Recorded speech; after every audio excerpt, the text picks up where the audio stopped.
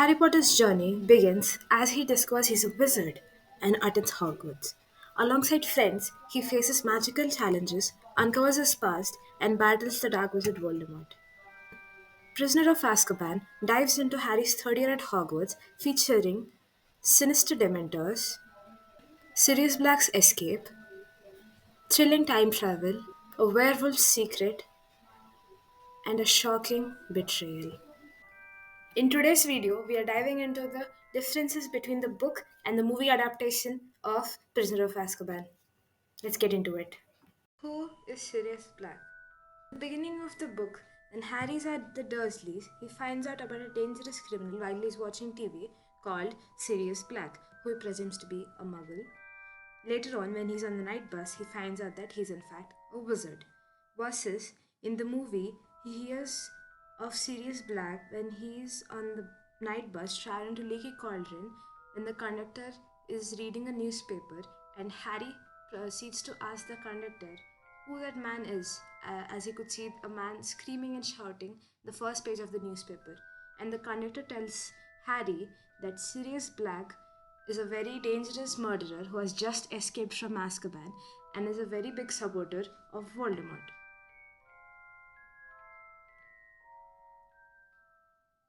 Now comes the question of why Sirius escaped. So, in the movies, after Harry reaches Leaky Cauldron, Arthur Weasley, who is the dad of Ron, pulls Harry aside and asks Harry why he thinks that Sirius Black has escaped from prison. Arthur tells him that Sirius Black is a very big supporter of Voldemort and that Black thinks that Harry stands in the way of Voldemort returning to power, and also that Black will try to find and kill Harry. So, because of all this happening, Arthur also warns Harry not to go looking for Black. Versus, in the books, Harry is passing by as he hears two voices shouting at each other, and later he realizes that they are Arthur and Molly Weasley. He can hear them arguing back and forth. Arthur argues that Harry has the right to know about Sirius Black and what he plans to do to Harry. On the other hand, Molly doesn't want Harry to know. She believes that the truth would just terrify Harry. Later, when they reach the King's Cross station, Arthur pulls Harry aside to inform him about Black, and Harry tells him that he already knows about him as he had heard their conversation before. The first Dementor attack. In the movie, the trio are on the Hogwarts Express, and Harry repeats what Arthur had just told him when they were at Leaky Cauldron, and we can see that his friends Ron and Hermione are scared and worried about him. When the train stops with a sudden jolt, and there is a dark figure right outside their cabin. It opens the cabin door and starts to suck out Harry's memories. But then, Professor Lupin saves him by using the Patronus charm, who later tells them that the creature is known as a Dementor. Whereas, in the book, we can see that Ginny and Neville were also present in the cabin along with the trio. The Fat Lady. The Gryffindor common room has the portrait of a woman who's known as a Fat Lady. Her portrait was slashed by someone out of fear, and she goes and hides in another portrait. This news spreads around the entire school, and then Dumbledore wants to come and investigate as to what happened and where the Fat Lady had gone to. And then Mr. Filch tells Dumbledore that she is hidden in one of the other portraits. And when Dumbledore goes and inquires the Fat Lady about who has done this to her, she tells that it is Sirius Black and that he has successfully infiltrated the castle. Whereas in the book, it is Peeves the poltergeist who tells Dumbledore about the whatever has transpired in front of the Gryffindor common room about Sirius's past. So in the movie, Harry makes his way to Hogsmeade and wears the invisibility cloak because he wants to eavesdrop on the conversation that the pub owner, Madame Rosemarta, Professor McGonagall, and Cornelius Fudge, who is the Minister of Magic, are having. They talk about how Sirius Black was best friends with Harry's dad, James Potter, and James Potter, along with family, had gone into hiding because they knew that Voldemort marked the entire family for death. So James had entrusted the information about his hiding place to Sirius, but Sirius broke the entire family's trust by leading Voldemort to their hiding place and getting Harry's parents killed. McGonagall also talks about how Peter Pettigrew tried to warn the Potters and would have managed to have done so if he had not run into his old friend Sirius Black. She also says that Black didn't just kill Pettigrew but destroyed him, and that had all that was left of Peter was a finger. So that was the reason why Sirius was put into Azkaban for killing Peter and in the process killing the muggles around and leading Voldemort to kill the Potters.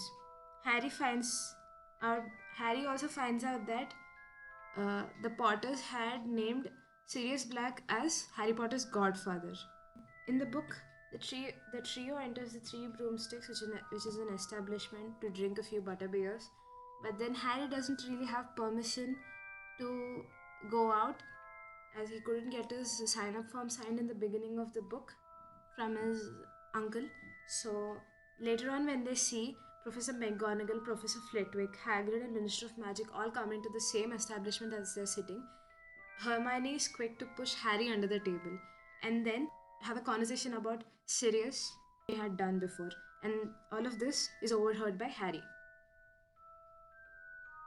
While watching the movie, I was so awestruck by the cinematography that I really didn't question as to why a few things were happening the way they were happening. And I would say that it is very sad that we as audience weren't able to see the story of the Marauders and how Moony, Wormtail, Padfoot, and Prongs came to be. So in the movies, they never explained who the Marauders were. They explained that Sirius Black was an animagus, who is an animagus is a human who can turn into an animal at will, and then that Lupin was a werewolf who turns into one every full moon. That's all was explained in the movie, but then I'll tell you the explanation that was given in the books. So according to the books, when Lupin was a kid, he was bit by a werewolf, and back then there was no cures for it. So then Dumbledore allowed Lupin to join Hogwarts, and Lupin used to transform into a werewolf every full moon. So for him to transform into a werewolf safely, what Dumbledore did was planted a tree called the Whooping Willow, which knocks out anyone and everyone near it. And going into the tree's bark, there is a secret passage into the Shrieking Shack, which everyone believes to be haunted because it was the screams that came out of Lupin when he had transformed into a werewolf that the villagers heard and thought that the entire house was haunted. Because Lupin used to go and transform into a wolf every full moon, his friends started to get suspicious and asked Lupin why he was going, where he was going. But then Lupin always told them a reason like his mother was sick or something. But then they figured out that he was a werewolf. So his best friends, James, Sirius, and Pettigrew, decided to become an animagus in order to help Lupin with safely transforming into a werewolf. The smallest one was Peter, who became a rat. There were only 7 other registered animaguses in that century, so they had become animagus illegally. And it had made Lupin feel very guilty to be lying to Dumbledore and to bring his friends into this. So whenever it was a full moon, Peter turned into an animagus, went and touched a part of the tree which would make it motionless.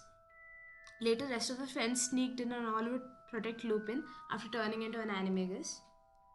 And all 4 of them together created the Marauders map, which could tell where anyone was at any time, and each gave themselves names like Peter as Wormtail, Sirius as Padfoot, James as Prongs, and Lupin as Moony. In the book, it is also revealed that Peter had been secret keeper of the Potter's location and had led Voldemort to their residence. And after Sirius found out this, he was very furious and overridden with guilt because he was the one who had suggested to the Potters that Peter should be their secret keeper. He later confronted Peter and was ready to kill him, but Peter had yelled out to the crowd around him saying that Sirius was the one who had betrayed his beloved friends, and then Peter killed a bunch of muggles who were around him and he transformed into a rat, and all that was left of his was his finger. And that is how Sirius was convicted and ended up in Azkaban. Thank you for watching.